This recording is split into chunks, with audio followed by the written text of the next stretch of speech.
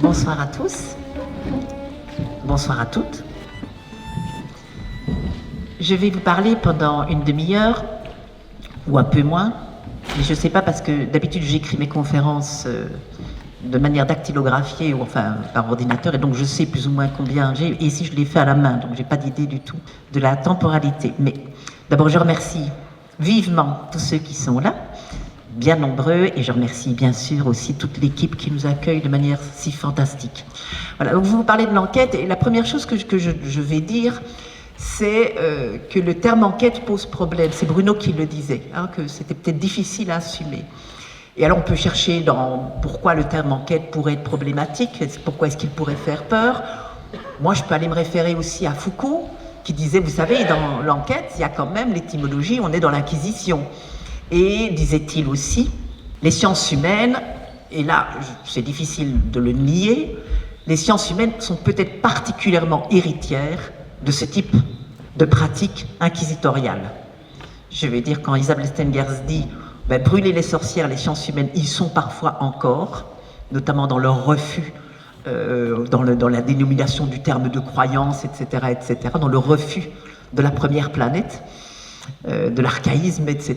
Bon. Mais je me disais aussi, méfiance, mais on ne va pas se laisser déposséder par des termes qui peuvent nous être bien utiles et qui, moi, me sont chers. Et donc, pourquoi vouloir garder le terme enquête ? Eh bien, la toute première raison pour moi, c'est parce que ça implique un travail. Et que je trouve que l'enquête rappelle que ce sont des processus qui demandent du travail, que ça ne se fait pas comme ça, qu'on n'a pas affaire à des opinions, qu'on n'a pas affaire à des formes de savoir intuitives. Que ça demande des équipements, que ce soit des équipements de livres, de documents, d'archives ou des équipements technologiques. Ça, c'est la première chose. Et il ne faut pas laisser, mais en même temps, pourquoi je tiens à le garder pour nous ? Parce qu'il ne faut pas laisser ce travail au seul scientifique. Et donc, je tiens au terme enquête, justement, pour ne pas se laisser confisquer à la fois par la critique qui dira « Attention, vous êtes héritier de l'Inquisition » ou à la fois « Méfiez-vous, la modernité a transformé l'enquête en des processus de violence à l'égard de la nature » et de ne pas non plus les laisser aux seules mains des scientifiques, de leur reconnaître leur très grande expertise en la matière, mais de se dire, eh bien, pouvons-nous aussi être experts, et surtout ne pas la laisser à la police et aux juges d'instruction. Ensuite, parce que l'idée porte dans ses significations, l'idée que l'étymologie véhicule. L'étymologie, c'est chercher à découvrir, enquérir, et même le dictionnaire précisera partir à la recherche de quelque chose qui intéresse. Alors je me dis, bon, mais là, on a encore plus de raisons de vouloir garder l'enquête. Enfin, deuxième point, parce que si on prend l'enquête, et là on va se fier à l'école pragmatiste, au sens de John Dewey, en fait, si on suit John Dewey, le philosophe américain pragmatiste, en fait l'enquête c'est d'abord une expérimentation. Pourquoi ? Parce qu'elle transforme à la fois l'objet de son enquête et ceux qui mènent cette enquête. On transforme ce qu'on est et ce qu'on pense. Isabelle Stengers m'a d'ailleurs appris quelque chose de crucial tout au début que j'ai commencé moi-même mes propres enquêtes. Et c'était une enquête, moi, que je menais dans les début des années 90 auprès d'ornithologues qui observaient des oiseaux très particuliers dans le désert israélien, des cratéropécaillés, si vous voulez tout savoir. Elle m'a appris, j'ai essayé de comprendre ce qui arrivait sur le terrain. J'essayais de comprendre, tiens, mais comment est-ce que ces scientifiques arrivent, à force d'observation, à émettre des théories ? Ça me paraissait de l'extérieur tellement surprenant. Et donc je voulais aller voir sur le terrain, mais qu'est-ce qui se passe ? Et ce qu'Isabelle Stengers écrivait dans l'Invention des sciences modernes, que j'ai eu la chance de pouvoir lire au moment où je reviens du terrain avec toutes mes données, dont je ne sais pas très bien que faire, c'est, elle disait, en fait, tout acte de production de connaissances est en même temps un acte de production d'existence. Tout acte de connaissance, tout faire connaître, tout acte de production de savoir est un acte de production d'existence, inextricablement. Par exemple, plus on connaît les cratéropes, plus ils existent pour nous. Et il ne s'agit pas du tout de dire qu'on projette des choses sur eux et que c'est en ça que la production de connaissances et production d'existence. Il ne s'agissait pas du tout de dire de la manière dont on les connaît, ils vont être transformés parce que nous avons des biais, de l'idéologie, des cultures, etc. Non, non, c'est pas ça. C'est plus on les observe, plus on les connaît, plus ils existent. Plus on les observe, plus ils gagnent en intensité d'existence, en densité d'existence. En fait, les cratéropes, plus on les observe, plus ils gagnent en manière d'être, plus ils ont différentes manières d'être. Et ça, moi je le vois parce que j'ai été observer les cratéropes en 93-94, et de temps en temps, je fais ce que j'appelle, je vais prendre de leurs nouvelles. Et ce que j'appelle prendre de leurs nouvelles, c'est, alors à un moment donné, je prenais de leurs nouvelles comme des êtres avec qui j'avais fait connaissance et que j'adorais, parce qu'ils sont très, très, très intéressants, très drôles et tout. Donc ce que je faisais, c'est que j'écrivais aux chercheurs en demandant comment vont-ils cette année. Et les chercheurs me disaient, ah ben il n'y a pas beaucoup plus cette année, c'était un peu dur. Ah non, cette année-ci, on a eu beaucoup d'eux, ça va être très bien. Ah tiens, le groupe parental s'est séparé en deux. Donc je prenais de leurs nouvelles comme avec des amis. Mais c'est pas là que je veux dire, c'est que maintenant, comme Zahavi est décédé, et que je n'ai plus beaucoup de contact avec les chercheurs, ben, ce que je fais, je vais lire des articles. Et j'apprends des choses qui n'étaient pas du tout à l'ordre du jour en 93. Donc les cratéropes, plus on les connaît, plus ils sont différents de ce qu'on pensait qu'ils étaient. Donc ils gagnent non seulement en densité d'existence, en intensité d'existence, en importance, mais ils acquièrent aussi une plus grande diversité de manières d'être quand ils sont observés par de bons scientifiques, quand ils font l'objet de bonnes enquêtes. Les scientifiques que je n'aime pas, c'est ceux qui font que les... Je ne sais pas quel animal, je ne vais pas citer de nom, et on va pas se mettre des scientifiques à dos, mais qui, depuis 20 ans, il n'y a rien qui a changé. Ils n'ont aucune marge de manœuvre. Bref, plus on connaît les cratéropes, plus on les observe, plus on mène des enquêtes à leur sujet, plus ils gagnent en importance, au double sens du terme. Pourquoi ? Parce qu'ils gagnent en importance dans leur manière d'être, ils deviennent des personnages plus épais, plus variés, plus intéressants, et parce qu'ils gagnent en importance pour nous. Enfin, peut-être pas pour vous, mais maintenant, si, peut-être que vous allez vous intéresser aux cratéropes écaillés. Alors, si vous voulez savoir comment sont les cratéropes, vous allez taper babblers comme des bavards, sur Internet, et si vous voulez les voir danser au son d'une musique absolument désopilante, ce qui est un peu dommage à certains égards, vous tapez Babblers Morning Dance, et vous verrez, sous le son d'un accordéon absolument inapproprié, des cratéropes danser en groupe. Donc ça c'est pour la petite anecdote, donc vous pourrez voir de qui je parle. Je disais donc, je suis Dewey, je suis en train de suivre Dewey pour dire, l'enquête est avant tout, et en même temps, une expérimentation. Il s'agit donc de décrire, mais le fait même de décrire constitue une expérimentation. Et pourquoi une expérimentation ? Parce que non seulement l'objet se modifie, et quand je dis se modifie, c'est pas la mauvaise compréhension du principe d'Heisenberg. Ça peut l'être, mais c'est pas nécessairement ça. Il se modifie simplement du fait qu'il existe autrement dans l'univers partagé des humains et des animaux. Mais ça peut arriver aussi que le fait de le connaître le modifie réellement. Je vais dire, non, c'est mauvais dire de réellement, de ce qu'on appellerait réellement en langage familier. Je veux dire par là que certains animaux, quand vous les observez, c'est vrai que vous modifiez leur comportement, et pas toujours pour le pire. Pas toujours pour le pire. Des animaux observés, parfois, ben ça c'est Thelma Roell, la spécialiste des singes, qui est devenue spécialiste des moutons, raconte que par exemple, elle observait des petits singes bleus dans la forêt, et qu'en fait, ils ont remarqué que chez ces petits singes bleus, ben, finalement, ils avaient très très peu de comportement de solidarité face à la prédation. Et elle a fini par comprendre pourquoi, parce qu'il n'y avait pas de prédation. Et pourquoi est-ce qu'il n'y a pas de prédation ? Parce qu'elle était là. Et que quand les aigles s'amènent et qu'ils voient les jumelles des chercheurs qui se lèvent vers le ciel, ben, ils vont voir ailleurs, chez une troupe qui a eu le malheur de ne pas avoir mis un contrat avec un chercheur. Ce qui est intéressant, c'est qu'elle dit aussi à ce moment-là, et nous on croit que c'est de l'habituation de pouvoir s'habituer, s'approcher de plus en plus près, que c'est nous qui faisons tout le travail. Pas du tout, ils comprennent tout de suite que si on est là, ils mettent pas très longtemps à comprendre que si on est là, ils sont protégés, et donc c'est eux qui laissent les chercheurs s'approcher. Et ça c'est intéressant. Donc là aussi, vous avez des transformations qui sont de l'ordre expérimental. Mais là, c'est les singes qui expérimentent avec les humains, au même titre que les humains expérimentent avec les chercheurs. Les singes, pardon. J'ai dit qui, moi? Les chercheurs. Moi, vous savez, on me reproche depuis des années de mélanger les humains et les non-humains. Je crois que c'est pas avec l'âge que je vais m'arranger. Mais l'enquêteur aussi change. Et il change au fur et à mesure qu'il enquête. Et par exemple, un des changements, mais c'est pas le seul, pour dire oui, c'était beaucoup plus complexe que ce que je vais vous exposer, mais sur la meilleure, je vais pas non plus vous faire du John Dewey à tout crin.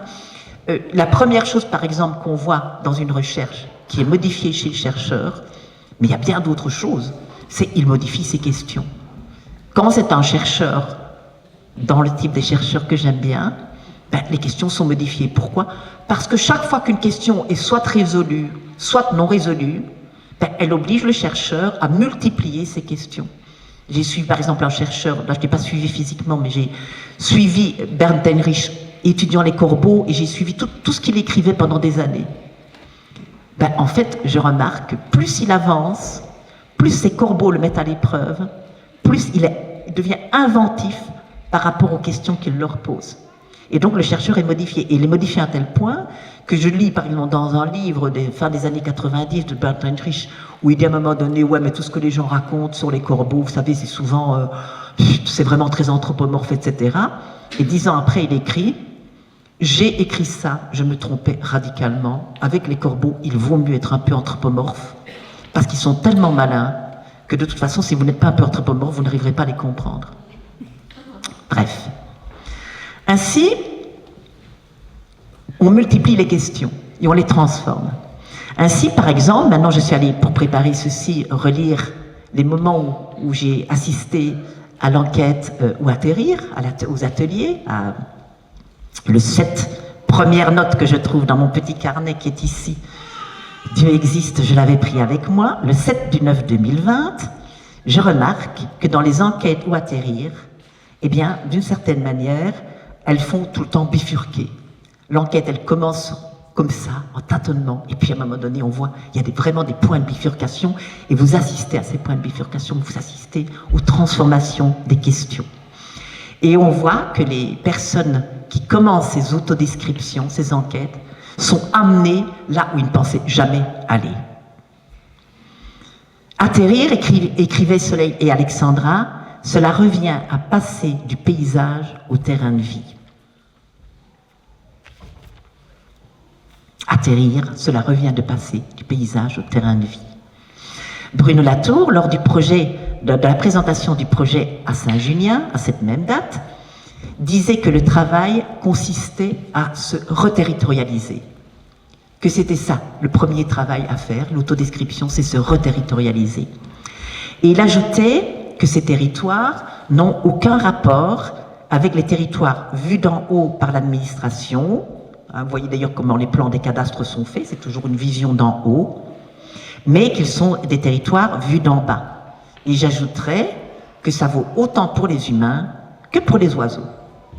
Moi qui ai bien étudié le territoire, enfin je crois avoir bien étudié le territoire chez les oiseaux, eh bien en fait, les oiseaux, d'une certaine manière, ils ont beau voler, le territoire n'est pas un survol d'en haut, mais un arpentage, je dirais, à faible distance. Un oiseau territorial ne vole pas très haut, sinon il ne pourrait pas territorialiser. Il est obligé de rester dans une espèce de zone très, très, très étroite par rapport au territoire qu'il est en train de territorialiser. Mais je crois aussi, retour à l'enquête, que l'enquête peut être une reterritorialisation et que c'est ça aussi son processus. C'est déterritorialiser et reterritorialiser. Oh pardon, excusez-moi. Qu'elle peut être aussi une déterritorialisation, j'ai dit qu'elle était une reterritorialisation, mais qu'elle ne peut être une reterritorialisation, là je vais suivre un petit peu le Deleuze mouturé des prés de Mille Plateaux, c'est que, et ça c'est Deleuze et Guattari qui le disent, c'est il n'y a pas de territorialisation sans une déterritorialisation et une reterritorialisation. Et donc, je voudrais m'intéresser 2 minutes au processus de déterritorialisation. C'est quoi une déterritorialisation? Là, je retourne à du Desprez qui s'inspirent de Deleuze, pour ne pas trop les faire retourner dans la tombe, c'est que je dirais, mais je pense que je ne les trahis pas beaucoup en disant ça, une déterritorialisation, c'est quoi? C'est la rupture d'un agencement. Alors vous allez me dire, on est bien avancé, hein, là. Bon. Concrètement, moi je comprenais rien de Deleuze et Guattari. Et c'est un de mes amis qui m'a expliqué, avec un exemple vraiment fantastique, et une fois qu'il m'a expliqué ça a été tout seul. Il m'a dit, qu'est-ce que c'est qu'une belle opération de déterritorialisation? C'est le carnaval. Rappelez-vous le film hier, le Charivari. Quand les femmes se mettent à tourner autour des hommes, c'est ça un carnaval. Quand le cerf se déguise en prince. Ben, qu'est-ce que c'est qu'un carnaval? C'est vous sortez des agencements qui vous donnaient votre identité et vous entrez dans des nouveaux agencements qui vous déterritorialisent et vous reterritorialisent autrement, provisoirement, mais un carnaval, c'est une opération de déterritorialisation. Et une fois moi que j'avais compris ça, que le carnaval était le bon exemple, c'est quoi un carnaval? C'est quoi un masque? Eh bien, un masque, c'est une entreprise de déterritorialisation. Pourquoi? Parce qu'un masque, ça active des puissances chez vous. Quand vous portez un masque, vous le savez, vous n'êtes plus le même. Vous ferez des choses que vous ne feriez pas sans le masque. Et pourtant, c'est pas parce qu'on ne vous reconnaît pas, c'est parce que vous avez le masque. Et le masque suscite aussi active aussi des puissances chez les autres. Quelqu'un de masqué active d'autres puissances chez ceux à qui il s'adresse. Là, vous avez une vraie déterritorialisation aussi, comme dans le carnaval. Bref. Est-ce que c'est plus clair si je dis maintenant, qu'est-ce que c'est qu'une déterritorialisation? C'est la rupture, la remise, le démembrement d'un agencement. Une déterritorialisation, c'est le démembrement d'un agencement. Et quand il y a reterritorialisation, c'est quoi? C'est la reconstruction d'un nouvel agencement. Donc, pour se territorialiser, et même chez les oiseaux, ça fonctionne super bien, il faut d'abord se déterritorialiser, c'est-à-dire sortir des agencements habituels qui font qu'on est un être social qui s'entend bien avec les autres oiseaux, qui font qu'on est un être amoureux, etc. Parce que le rapport à l'amour n'est pas du tout le même que le rapport au territoire, même si territoire et amour peuvent coïncider. Vous vous déterritorialisez de vos rapports habituels, de vos agencements habituels, de la manière dont vous êtes en rapport avec les autres, et vous vous reterritorialisez comme un oiseau territorial. Et donc je fais ce parallélisme avec, d'une certaine manière, ce qui se passe dans l'enquête, ces autodescriptions qui, d'une certaine manière, vous déterritorialisent, c'est-à-dire rompent avec vos habitudes, et vous reterritorialisent autrement. Concrètement, je m'articule donc, nouvel agencement, au territoire d'une certaine manière, je m'articule avec l'ancien agencement, avec le territoire vu d'en haut, ou avec un territoire avec des limites bien précises, des frontières, avec un territoire comme propriété privée, comme possibilité de solipsisme, c'est-à-dire d'être seul, d'être autonome, selon la manière des modernes. Et quand le processus d'enquête se met en œuvre, qu'est-ce qui se passe? Je désarticule cet agencement qui fait de moi un être hors sol et je le réarticule autrement, je me reterritorialise dans un autre rapport et ça devient un territoire qui se nomme à présent terrain de vie par en bas. Et ces processus de déterritorialisation et de reterritorialisation, c'est l'enquête qui les met en branle, qui les met en mouvement. Parce que ça, le mouvement, on le sent. En fait, c'est l'enquête qui donne corps à ce à quoi nous tenons. Et c'est ça, la reterritorialisation, c'est de se remettre dans un agencement avec ce à quoi nous tenons. Je crois que c'est une autre façon de redire ce que je disais tout à l'heure. Il s'agit d'augmenter la densité de l'existence de certaines choses, de faire grossir en importance, de multiplier les manières d'être de ce à quoi nous sommes conduits à nous intéresser. Alors vous allez me dire, oui d'accord, mais on n'a pas les méthodes de l'enquête, j'entends. Bien que, qu'est-ce qu'on fait pour les méthodes? C'est quoi les méthodes de ce type d'enquête? J'ai aussi relu les notes et j'ai aussi relu le futur livre qui va parler de ce processus de Où atterrir. Et je me dis, mais en fait, la méthode, en fait, elle se crée au fur et à mesure des dispositifs. Elle ne sera pas la même à Saint-Junien, le 7/9/2020, qu'elle sera plus tard à la réunion du 9 décembre, toujours 2020, qu'elle sera à Bordeaux, dans le bourgeon qui est en train d'éclore. La méthode, ça se travaille. Une enquête, ça se travaille. Et les méthodes, on peut avoir quelques trucs. Vous voyez en effet des constantes qui vont passer, le caillou, la boussole, les exercices, les processus qui permettent d'accepter les affects, de les laisser traverser, etc. Ça, oui, vous avez des constantes. Ce sont des choses que l'expérience a permis d'expérimenter et on a vu, tiens, mais là, on encaisse mieux les affects, on est plus disponible, etc., etc. Donc il ne s'agit pas de la méthode, mais ce que j'appellerais d'un ajustement à ce qu'il s'agit de rendre sensible. Alors je voudrais insister. La méthode, les méthodes, puisqu'il ne s'agit pas de la méthode, les méthodes, les pratiques, plus tout ce qui est encore à inventer et qui s'ajustera, il s'agit d'un ajustement à ce qu'il s'agit de rendre sensible. Et j'utilise ce « il s'agit de rendre sensible » dans deux sens. Il s'agit à la fois de nous rendre sensibles, mais aussi, et c'est tout aussi important, de rendre la situation sensible, comme on dit qu'on rend une situation visible, comme on dit qu'on rend une situation audible, comme on dit qu'on la rend lisible. Et un tout bel exemple a été justement produit à propos des coupes rases à Saint-Julien, quand une des participantes a dit « Moi, une coupe rase, qu'est-ce que ça, de forêt, hein, qu'est-ce que ça évoque pour moi? La désolation. » Et qui est désolé? C'est ça qui est joli.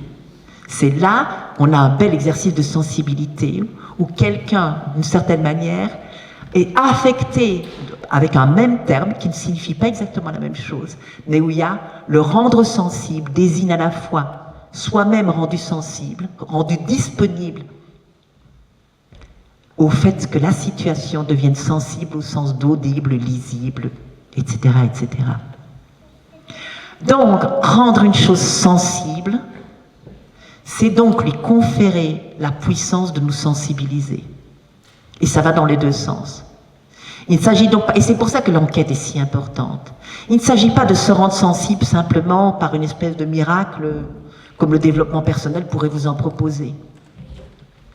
Il s'agit de conférer aux choses, par tout un travail d'enquête, d'autodescription, de collecte, qui permet de donner aux choses, de conférer aux choses la puissance de nous sensibiliser. Et c'est pour ça donc qu'il n'y a pas une méthode, mais des tâtonnements, la recherche de bons équipements, des alliés, je regarde l'heure, ça va, c'est bon, des alliés, des ennemis aussi, qui rendent telle ou telle chose non sensible, parce que c'est peut-être là où sont aussi les ennemis, c'est ceux qui rendent les choses non sensibles, qui nous empêchent d'être sensibles à certaines choses qui pourtant pourraient être importantes, et qui rendent les choses indifférentes, au sens de non audible et non lisible et non visible. Et puis aussi, ou surtout, trouver des alliés, non seulement pour nous aider dans notre souci, mais pour nous aider dans l'enquête elle-même, de telle sorte à ce que la collecte affine de plus en plus et que le souci, et là je reprends des mots de Bruno, gagne en réalité. Parce que c'est de ça qu'il s'agit. C'est que le souci gagne en réalité. Alors pour les 10 minutes qui me restent, je vais essayer d'être rigoureuse. Je vais vous parler, pour être un peu plus concrète, non pas des enquêtes ou atterrir, parce que je ne pourrais pas, il faudra relire les protocoles, il faudra faire des exercices, etc. Il faut rentrer dedans. Je vais vous parler d'une de mes enquêtes où j'ai essayé de mettre ça en pratique, la question de l'allié. Donc je vais partir sur une dimension de l'enquête, c'est Alors, il y a une dimension, mais il y a en fait plein de trucs. J'ai mené une enquête avec une de mes collègues qui est Jocelyne Porcher et qui est une sociologue spécialiste de l'élevage. Et pourquoi est-ce que j'ai fait cette enquête? Jocelyne me reprochait de ne m'intéresser qu'aux animaux des scientifiques. Et elle me disait, c'est comme si tout le savoir était rien que chez les scientifiques. Il y a d'autres types de savoir et ça vaudrait peut-être la peine que toi, passionné d'épistémologie, tu t'intéresses aussi à d'autres types de savoir. J'avais envie d'apprendre avec Jocelyne à faire ce qu'elle fait, c'est-à-dire aller voir des éleveurs. Et je trouve ce que j'avais déjà vu d'elle, elle le faisait très bien. Et puis en fait, je l'ai fait parce que j'essayais de mettre en pratique, puisque là, il ne s'agissait pas seulement d'animaux, mais de faire quelque chose qui relevait plutôt des sciences humaines. Et je dois vous avouer que j'ai une méfiance, je dirais même pas aiguë, mais enragée à l'égard des sciences humaines, à cause de la violence de leur protocole, de l'impolitesse souvent totale des chercheurs. Bref, j'ai une quantité de raisons d'être remontée contre les sciences humaines, où je trouve que les animaux, par les bons scientifiques, sont souvent bien mieux traités que les gens. Vraiment bien mieux traités que les gens. Et donc j'étais intéressée de me dire, est-ce qu'on va pouvoir essayer avec Jocelyne de faire une enquête en sciences humaines qui soit polie, qui soit respectueuse, qui soit pas violente, et qui permette, ça c'est Bruno qui m'a appris ça, qui disait les choses finalement ont plus de chance avec les scientifiques que les gens, parce que comme les gens sont en général plutôt favorables au fait de redonner raison à votre théorie. Les objets, par contre, ils n'ont aucune, je vais dire, les objets n'ont aucune intention de vous donner raison, ou de se comporter comme votre théorie dit qu'ils vont se comporter. Et quand je dis les objets, c'est en ce compris certains animaux, bien que avec les animaux, ils peuvent parfois aussi manifester certaines formes de bienveillance à l'égard de leurs chercheurs. Je pense que les rats qui courent dans les labyrinthes, il y a une partie quand même de bonne volonté de leur part, ce qui signifie quand même que les chercheurs ont quand même de l'autorité sur eux. Et donc je me disais, comment est-ce qu'on peut être poli avec les humains, si ce n'est en les traitant avec la possibilité de dire qu'ils ne sont pas d'accord avec nos questions. Alors, quelle était la difficulté de Jocelyne, à laquelle j'essayais de trouver une solution? Quand je vous dis, il y a plein de méthodes, c'est qu'elle voulait, ça faisait des années qu'elle interrogeait des éleveurs, et elle avait remarqué, quand elle interrogeait des éleveurs et quand elle observait les vaches et les cochons, etc., dans des élevages où les gens et les animaux sont relativement heureux, elle avait constaté que les animaux font plein de trucs pour aider l'éleveur. Ils se bougent quand on balaye, parfois ils reviennent d'eux-mêmes au robot de traite, ils évitent des bagarres qui pourraient, pour des droits de préséance au robot de traite.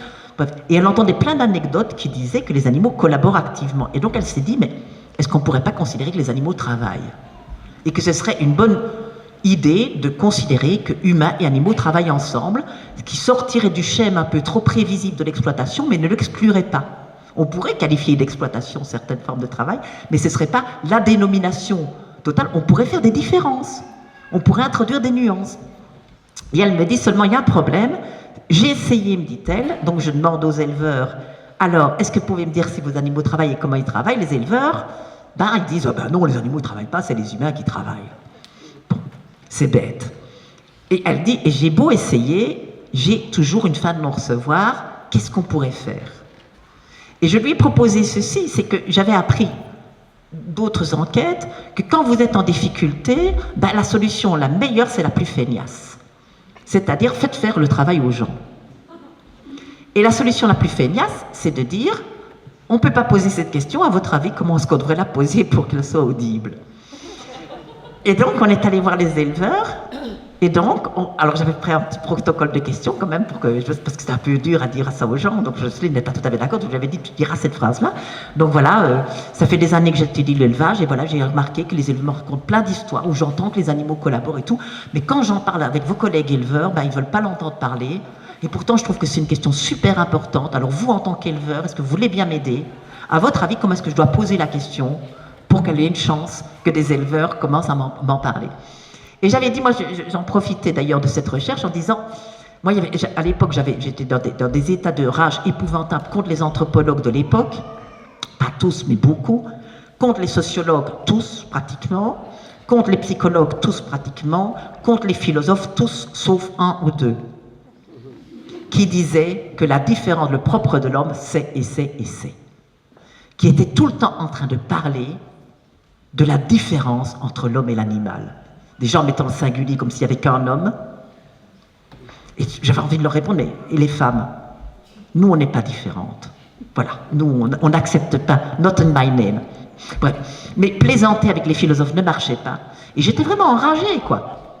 J'étais enragée d'entendre parler tous ces, et surtout les philosophes. Ils étaient les pires, les plus convaincus et les plus mal informés.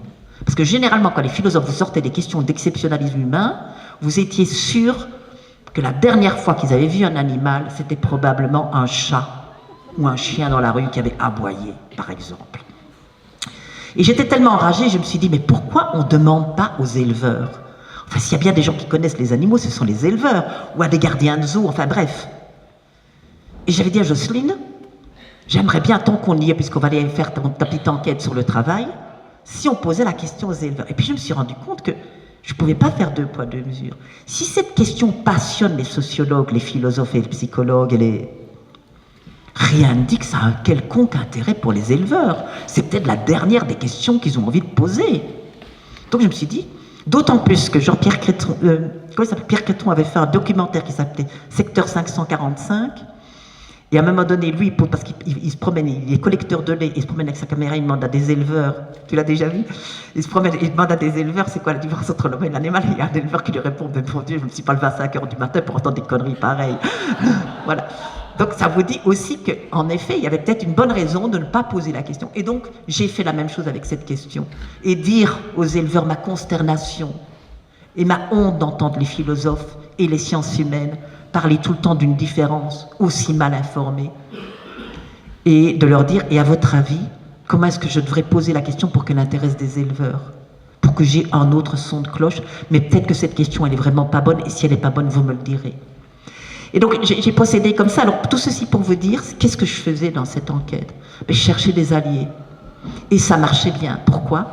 Parce qu'une fois que j'avais posé cette question aux éleveurs, par exemple, c'est quoi comment est-ce que la première chose qu'ils me disaient, vous devez d'abord savoir à quel type d'éleveur vous avez affaire. Est-ce qu'il a 100 vaches, 1000 vaches? Est-ce qu'il est dans des rapports affectueux avec eux ou pas? Est-ce que, par exemple, si vous allez dans l'élevage industriel, vous devez parler de compétences, mais si vous allez parler de compétences quand vous allez chez un éleveur qui a quelques vaches, il va vous voir venir depuis l'élevage industriel et ça ne... Voilà. Et on avait des réponses magnifiques. Et une des réponses, je voudrais clôturer sur une des réponses, c'est juste pour vous donner l'idée que quand on fait une alliance dans l'enquête, en faisant confiance dans la capacité d'une très grande bienveillance des gens à votre égard, parce que vous les manipulez, ils le savent et ils vous le disent, il y a, pour vous dire à quel point on obtient des morceaux de poésie. Philippe Roucan, parce que je vous dis en passant, j'ai aussi rompu avec la pratique de l'anonymat, qui pour moi est un vrai scandale dans les enquêtes. On va citer nos collègues et tout, qui disent des choses relativement moyennement intelligentes, puis vous entendez un éleveur qui vous sort un truc qui vous arrache les tripes tellement c'est beau et intelligent, et vous allez dire « un éleveur m'a dit ». Enfin, vous voyez, ça va pas, quoi. Donc l'anonymat, moi, c'est fini tout ça. Enfin, sauf si les gens me disent, non, écoutez, avec toutes les conneries que je viens de dire, ou j'ai attaqué mon voisin, il vaut peut-être mieux pas. Mais à ce moment-là, on trouve des stratagèmes pour garder ce qui est possible de partager en version officielle et de mettre en anonyme, en note de bas de page ou en anonyme, un informateur m'a dit. Bref, bon, ça c'est des trucs, des stratégies, des ruses, et les enquêtes en demandent énormément. Mais c'est un terrain où je m'entends bien avec moi-même sur ces questions-là. Toujours est-il que, alors je termine parce que Philippe Roucan me dit, il réfléchit, il me dit, en fait, la différence. Parce que ce que j'ai oublié de vous dire, c'est qu'une fois qu'ils ont élaboré toutes les conditions, parce qu'ils ont marché dans le truc, ils ont bien voulu nous aider en disant voilà comment je poserai la question dans ce cas-ci, voilà comment. Et en fait, ce qu'ils faisaient, c'est qu'ils nous faisaient tout le paysage de tous les territoires de vie des autres éleveurs de la région. En disant avec lui que ce serait comme ça. Et on avait une vraie sociologie de l'élevage avec tous les attachements, avec la manière de vivre, etc. Et puis après, ils répondaient eux-mêmes. Une fois qu'ils avaient accepté de mouturer la question, ils disaient « Quant à moi, voilà ce que je vous dirais ».